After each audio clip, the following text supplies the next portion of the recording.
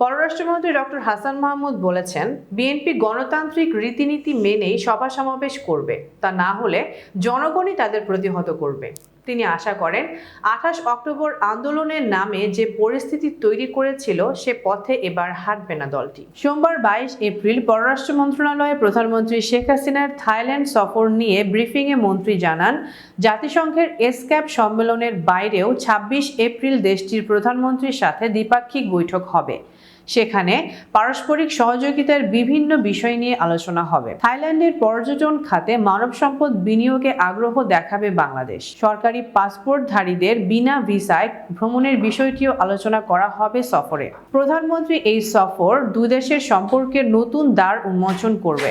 সফরে বেশ কয়েকটি সমঝোতা স্মারক সই ও মুক্ত বাণিজ্য আলোচনার বিষয়ে লেটার অফ ইন্টার্ন থাকবে।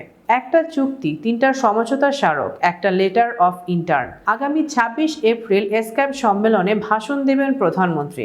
মধ্যপ্রাচ্য প্রসঙ্গে পৃথিবী এখন সংঘাতময় পরিস্থিতির মধ্যে, সে কারণেই প্রধানমন্ত্রী নানা নির্দেশনা দিচ্ছেন।